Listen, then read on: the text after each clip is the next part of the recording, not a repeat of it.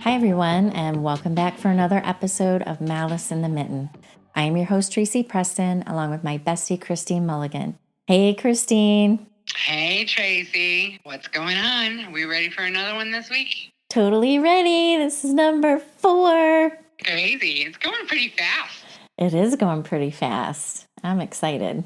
All right, so this is Season 1, Episode 4, John Eric Armstrong. John Armstrong was born in New Bern, North Carolina. Yes, I know what you're thinking. This is Malice in the Mitten. Why are you talking about a serial killer from North Carolina? True, John was born in North Carolina. However, at the age of 25, after serving 7 years in the Navy, he moved to Michigan. He had himself a boyish face, which they called him Babydoll. Okay, let's just start with the fact that he was from North Carolina, New Bern, North Carolina, which we have both been to for work purposes. And that is the cutest little harbor town I really feel like I've ever been in. It's just super cute and quaint and tiny. And maybe because he moved to Michigan, not to, talk about Michigan too bad, because I know that's your hometown state. However, maybe that's where he went wrong. Just saying straight off the bat. It could have been. It could have been. Now, as I mentioned at the beginning of the show, John was born in New Bern, North Carolina on November 23rd, 1973. John was the oldest of 2 children. However, when his younger brother was only a few months old, he died from SIDS, which is sudden infant death syndrome, also known as crib death or cot death. As you can imagine, after the loss of his brother, John had a very difficult time coping. He was so devastated that at the age of 5, he tried to kill himself. There were no other details on this, and I'm totally okay with that. My heart just breaks to even think about a little boy trying to die. John's father was abusive toward his mother and also sexually abused John. Okay, so you totally set the tone that this kid started out on a rough mental track. They said that he tried to kill himself at 5, but they didn't give any other details. And I'm with you. I don't really want to know them either, but that is like one of the interesting things about diving into psychotics' minds and listening to what they've done and how they've done it. So we can psychoanalyze that. But the fact that there is nothing on that raises a flag for me in the medical industry that we are not doing enough to understand the psyche of children. So when we do have an opportunity to help them, because once these people get to an older age, too little, too late, all of those crazy things. I'm sorry. I didn't mean to dive that deep into it. I'm just saying. Yeah, you did. Psychiatry benefactor would have been, I feel, a little bit greater than waiting until it's too far gone. I absolutely agree with you because, wow, wouldn't that have been the perfect opportunity to help learn and help people? Because the majority of things I feel make a person a psychopath is what happens to them, which we've talked about in all the episodes so far, nature versus nurture. This boy, what happened to him, I'm going with nurture. Yeah, it's sad. It's a sin. Oh, go ahead. Let's get deeper into what this dude is about. All right. So it wasn't too long after the death of his brother that his father left the family. Yay. It wasn't until the age of 15. So there you go, Christine. Way too long before this boy got any help. John finally received some therapy to deal with the loss of his brother and secretly the molestation he suffered as well. Despite getting therapy, the deep psychological damage did just that. Damage. Okay, so right there, you did already give me a lot of information that the father may have been abusive, but he left shortly after the brother died. So that's when he was 5. Is that what you said? At the age of 5, that's when he tried to hurt himself. So how old was he when his brother died? So I'm going to say maybe 4 to 5 years old. Okay, so I'm with you on that. Most damage with psychotic people, that all happens when they're young, and that's when we should be attending to it, and that's when we should be hypervigilant and all of that. The father may have been the one that was abusing him. It wasn't until he was 15 that he got mental help, and then he's talking about this abuse. My hairs on the back of my neck are already thinking about what the mother was doing. So I'm just going to lay that out there before we get too deep. Stick a pin in that one. Pin is stuck. In 1992, at 18 years old, John joined the Navy. He served 7 years on the USS Nimitz aircraft carrier, and this ship is absolutely massive. In some of the documents I was reading, it is said that John was an aircraft refueler. But as I was reading comments from people on the podcast Serial Killers documentaries, there was a man who said he was on the USS Nimitz with John, but he wasn't a friend of John's, but he would be friendly to him. He also said that John wasn't an airplane refueler. He was actually a ship's serviceman running the ship's stores and barbershops. He did well in the Navy and was promoted and even earned a couple of good conduct medals while in service. Sailors on the ship with him said that he was a friendly guy, but kept to himself and was pretty quiet. I have to say that I was surprised at how many people commented on the Serial Killers documentary podcast. They were people that were on the USS Nimitz with him, people who had went to school with him, or were teachers of his, and all of them absolutely could not wrap their head around what I'm about to tell you. After John was honorably discharged from the Navy, he moved to Dearborn Heights with his wife and toddler son in 1999. They were living in a small two-story home with his wife's parents. John worked at Target, attended Schoolcraft College, worked as a security guard in Novi, and also worked at the Detroit Metropolitan Airport. On Sunday, January 2nd, 2000, John was driving home from work. He was not feeling well and decided to pull over on a bridge over the Rouge River in Livonia so he could throw up. When he leaned over the bridge, he saw a woman's body in the water. He flagged down some people and asked them if they could call the police. When the police arrived, John was still there. When the police spoke with him, and after hearing his story, they noticed that they had not seen any vomit anywhere or that John was not looking ill at all. When asked by the officers on site to search his vehicle, John gave his consent. Nothing really stood out to the officers, but they did notice an opened Lifestyles condom wrapper on the floor of his vehicle, which they photographed. John was taken to the police station and questioned. He was asked if he likes to pick up prostitutes. He responded that he did not, since he has been with his wife, and he absolutely denied picking up this woman that was found in the Rouge River. Since the police at the time didn't have any evidence against him, he was free to go. Okay, so the fact that he stayed around, they didn't find vomit. Are we thinking that he's the one that threw over there? Like, that's what they're thinking right now with the fact that he was there, didn't vomit, and they found a condom wrapper? Is that where we're going with this so far? I mean, I'm just asking.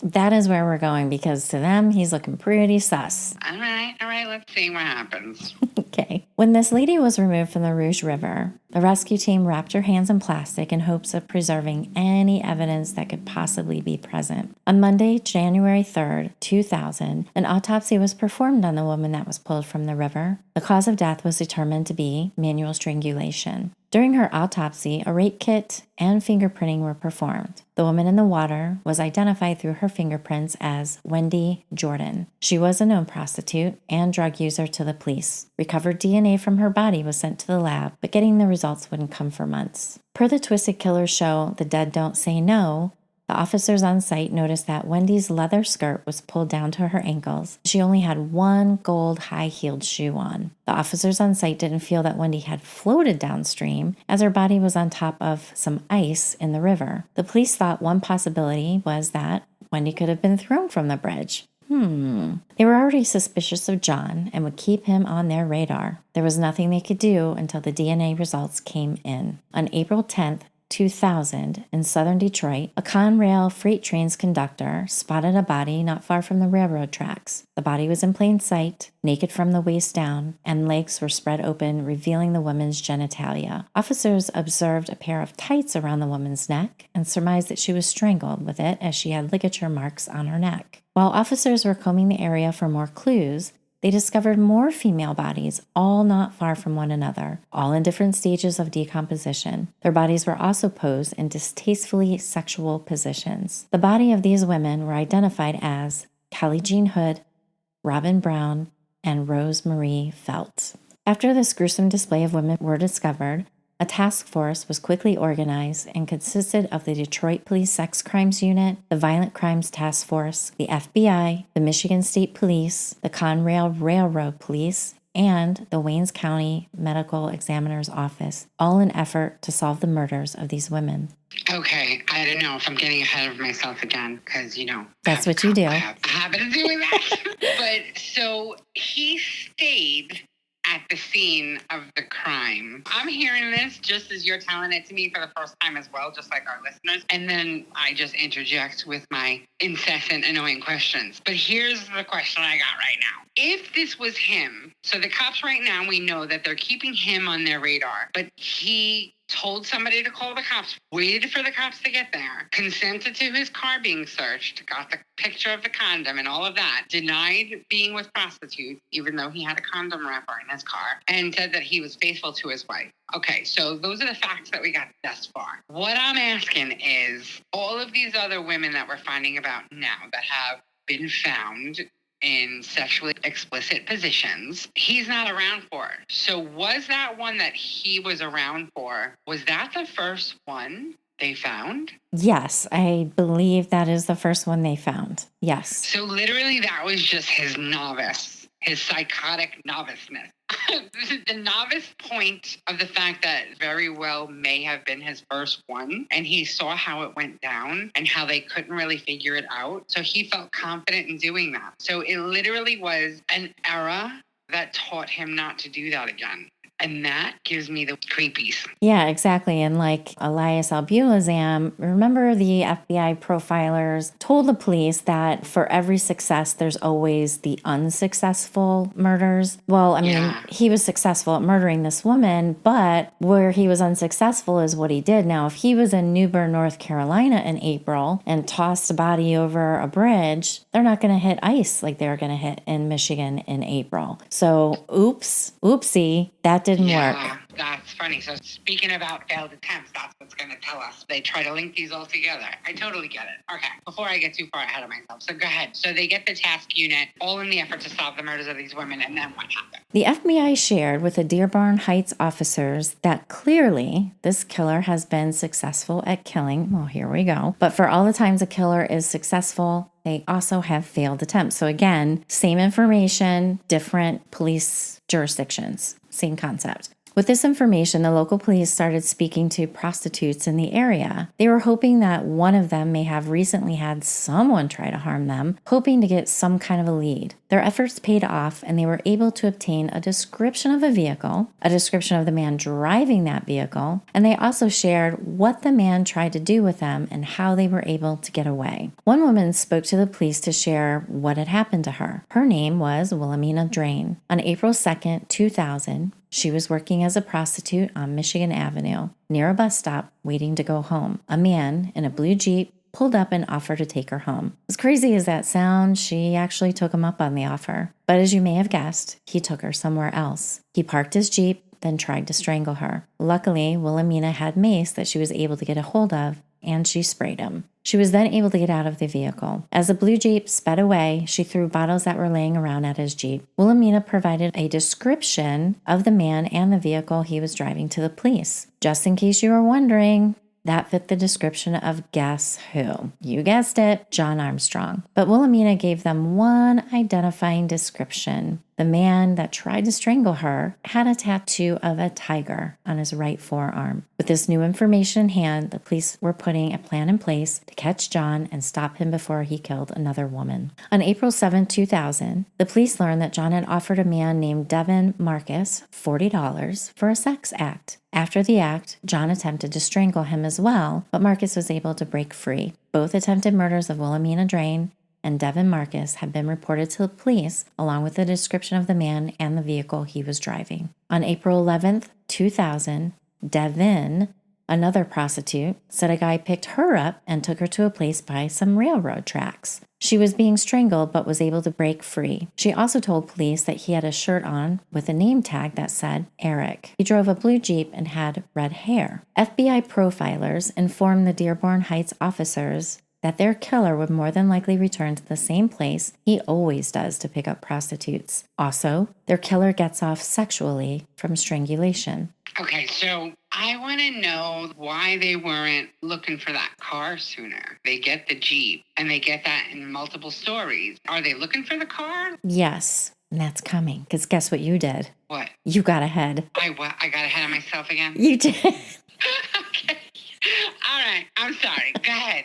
So the FBI profiler fellas, what's their deal? What are they doing now? Okay, they gave him a little hint that this guy's probably done several, had some unsuccessful attempts. Now he's getting successful. I didn't see really any other profiling that they gave the police. Other than the fact that he was just getting kind of cocky, doing the same thing over and over again, because it was pretty easy for them to see his pattern quickly. Exactly, and that he's gonna keep on doing it. Yeah, which makes sense. That tracks. Yep. On Wednesday, April 12th, 2000, with over 100 officers in place, they were more than ever determined and ready to catch this monster. At midnight, they spotted a blue Jeep. He was driving close to the sidewalk where the prostitutes were congregated. Police quickly swung into action and pulled him over. The driver was asked to step outside of the vehicle. Not only did this guy fit the description given by the prostitutes, on his right arm was a tattoo of a tiger. I had just mentioned about the Jeep. I'm sorry. I get ahead of myself because you answered that like immediately. So yes, they were on to the Jeep and they got that to nab him. So I will shut up and stop getting ahead of myself. Well, and also remember that the first girl at the beginning of the story, he threw over the bridge, but he said, I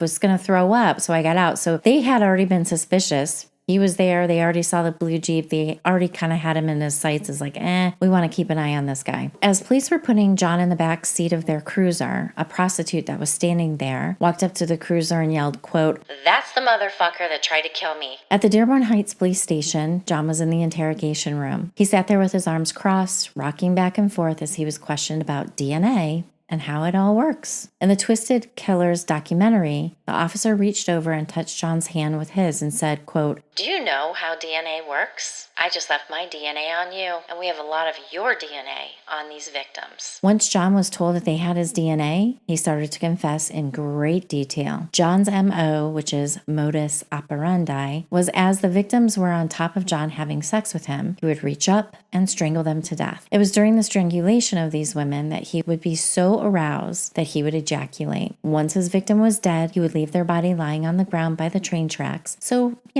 he could always come back for a visit, have sex with them whenever he wanted because, quote, he knew they would be there. John would continue to revisit these women and have sex with them until he couldn't stand the smell of the decomposing body any longer. Yuck. Okay, so this gets way deeper into psychosis. This guy is not just a murderer. Mm-hmm. He is into the dead bodies. Yeah. Like, that's a whole nother level. That's interesting. It's so deep down there. Okay. That So interests the hell out of me because that's just bananas. I can't even wrap my head around. Like, I feel like there's no line of discussion that's going to enable me to see that perspective. Like, it's right up there with the pedophilia crap. Like, I just cannot find a path to reach that perspective. And part of all of this that's intriguing to me is looking into their perspective, right? So the murderer's perspective, like, what could have made them do it? What could make them get there? Why are they drawn to this? And yeah, we blame it on abuse. We blame it on bad things happening, trauma, drama, all of that. But for some reason, when we get into sex with dead bodies, there's like a dead end for me on getting their perspective. So let's know. Let's know. What else does he say about that? Okay. It's so, you're right. Like, how do you even put your brain in that arena of necrophilia? It might be something I'm going to have to do some research on because murdering in and of itself, I can't put my brain there, but necrophilia and to keep coming back and having sex with these women when they were dead is just, it's out there. All right. And the only thing that stops you from wanting to be a necrophiliac is the smell? Like, wait, is that the only problem? That's where I'm like, wait, what? Yeah, it got real stanky. So, that's the only problem. So, exactly. It's bananas to me. So, where do we go from here? So, this makes no sense to me at all, but apparently... It's a thing. It's tracking for some of these detectives, huh? Yeah. So, to the officers... This all made sense because when the bodies were found, they were naked from the waist down and their legs were spread open. Initially, it was thought that the killer left these women in these posed positions for some sick reason, but now they knew why the bodies were that way. And that's because John was having sex with them. Oh my God. And did he actually think it through that once they started to stiffen up, they needed to stay in those positions? Otherwise, he'd have crepitus everywhere while he was doing this. Like crepitus is, when you feel the body's crunching and breaking, the bones are crunching and breaking. That's what crepitus is, right? So do you think that he was aware of crepitus in postmortem? I don't think so. Oh my God, that's like at least that's one pathway I can see. I can see his perspective on posing the bodies like that, at least. Oh my God, look what's happening to me. We're only 4 episodes in and I'm already thinking like a murderer. Necrophiliac. See what's... Look what I've done. Look what I've done. With John being in custody, coupled with DNA results in hand and a full confession, the police now brought up Wendy Jordan, the lady found on the ice in the Rouge River. John did confess to strangling Wendy, as well as throwing her over the bridge. Since he was new in town, he threw her over the bridge because he really didn't know of any other place that was more out of sight. He made a mistake when he threw her over the bridge. He didn't think about there being ice for her to land on. An uncalculated mistake after all. It's April in Michigan. After this plunder, he was on the prowl for a secret, secluded, personal dumping ground, as he was not about to stop. But John didn't stop confessing here with the Michigan women. He had more to confess. Oh, much, much more. John also confessed to killing women in Washington State, Hong Kong, Hawaii, Thailand, and the Middle East. And these confessions, as well as the ones previously, were very detailed. He confessed to a murder that happened on March 5th, 1988, in Norfolk, Virginia. A 33-year-old Lynette Helag's body was found just 12 miles from the home port of the ship that John worked on in the Navy, the USS Nimitz. Lynette was a prostitute. Just like the others, he would have sex with her, then strangle her to death. Lynette's body was found behind a bingo hall. John said that he left her there. He then ran over her with his vehicle, as if what he did wasn't bad enough. He had to run over her. I believe the number of victims John confessed to was somewhere between 22 and 30 victims. If you think about it, it was easy for him to commit these murders and get away with them. After all, he was a sailor. He comes into port, goes on shore, kills, then gets back to the ship and out to sea. Bonkers. So he's been doing this all along, and there's people around him all the time, and they think nothing of it. And like you said, he's a sailor, so he comes in, bebop, does what he does, and then bebop's right out of town. Like, that's bananas. So he was never, like, really on the radar for most of these murders until he was, for lack of a better term, shitting where he eats, doing it right in his backyard, right at home. And that's when they found him. So he was confident. This guy was confident for a long time. So that kind of explains when I was getting ahead of myself earlier and talking about how, did he kill her and, like, wait around for the cops and everything? And that was just his first mistake but that wasn't his first mistake. Well, that was just his first mistake, doing it close to home. Doing it in Michigan, because if you remember, he had just moved here. So, his MO before that was easy peasy. He didn't have to really worry. He could just leave him wherever he wanted because he was getting on a ship and taking off, never to return. Yeah, there was going to be no connection. Yeah, no connection to him at all. Yeah, exactly. And he was in the Navy in the 80s, and we all know DNA really wasn't that great in the 80s. Like, it was just getting, it was just being born, basically. So yeah, true story. Yep. Yeah. So that also leads me, I don't know if I'm getting ahead of myself again. Abby. You may talk about it later, but this might be an off-the-cuff thing, is that apparently he's always had a fascination with death, which leads back to his brother. Okay, so I get it. I'm getting ahead of myself because that's why you started all of this off, by talking about his dead brother and the fact that he tried to kill himself. Yep. Because it's not really murder that he loved, it's death.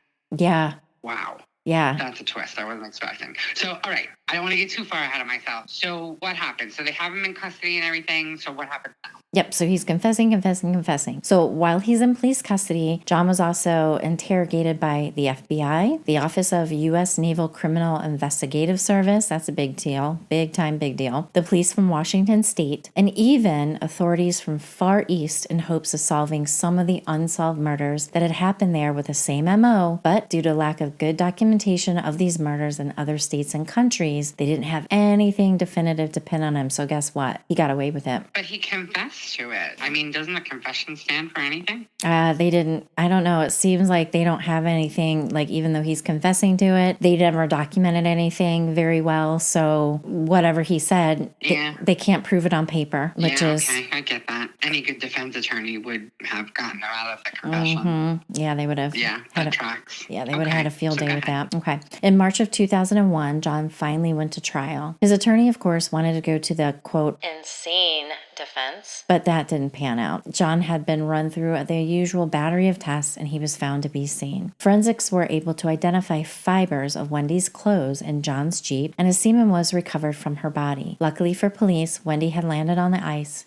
and not in the water when she was thrown over the bridge. So that was a lifesaver there. After only 2 weeks of trial, John Eric Armstrong was found guilty of first-degree murder of Wendy Jordan and was sentenced to life in prison without the possibility of parole. John is serving his time in the maximum security prison, Cotton Correctional Facility near Jackson. While in prison on June 18th, 2001, John was also found guilty and convicted for the murders of the women he left by the railroad tracks: Callie Jean Hood, Robin Brown, Rosemary Felt, and Monica Johnson. The women John murdered did not deserve what happened to them, and I am extremely saddened by how their lives were taken, and most of all, how their bodies were desecrated over and over again in death by the same sick bastard that took their life. And that is the sick, twisted necrophiliac, John Eric Armstrong. Oh, that was a twist. You got me with the necrophilia. I wasn't really even thinking about that. But that's the crazy thing, is when we're talking about these maniacs, I mean, it's hard to really guesstimate where they're going to take you, because one's crazier than the next. It is. And see, you gave me a bunch of shit for starting off with children, which I know is difficult and nobody likes to hear about it. But it is important that we talk about these stories. And now I threw necrophilia your way. So careful what you ask for. All right. So we got it off to a good start. We have 4 episodes on Malice in the Mitten. But I like how they're all not born and raised and demised in the Mitten. I mean, we've branched out a little bit more from the Mitten. So you trying to start something new? I just need to keep you on your toes. That's all. I mean, we're going to have people that are coming here from other places. And we definitely, believe you me, I've got a lot of stories coming for our listeners that are born and bred here in the Mitten and will do some horrible acts in the Mitten as well. So, all right, well, you know what? They've all been teaching us that there's tentacles of the psychosis all over the place, because they do tend to move around a little bit when they feel the heat coming on them. So it's not a bad idea to start something and invite our listeners to give us things about their neck of the woods. Maybe we could start making some future connections. You know what? I'm so glad you brought that up, because that's exactly what we're going to do. So, there's a lot of people here in the great state of Michigan that there's a connection somewhere, a friend, a sister, a brother, a mother, or father. Someone's been touched by some malice that's gone on in the Mitten. So we're going to be looking for stories, and we're going to call it Your Neck of the Woods, where you can write to us. And by the next episode, we're going to give you our email so that you guys can send us your stories from your neck of the woods. And if you want to remain anonymous, you can, or you can give us your first name so we can give you credit for submitting the story. So hang in there, because not only am I going to be bringing you stories, but we're going to bring you stories from the listeners. That'll be cool. That'll be interesting. Yeah, there's going to be some pretty amazing stories, because as I talk to people that I'm doing this, I'm like, I get the stories like, oh, I had a girl that I went to college with and she just disappeared. Oh, yeah? So I'm going to take it and I'm going to run with it. You can give me as much information as you want, and then I'm going to do the research and see what else I can dig up, and we'll read your stories. Okay, everybody. Well, thank you so much. That is the end of another great episode on Malice in the Mitten. We look forward to seeing you next Malice Monday. Have a great day. See you soon. Have a good week, guys.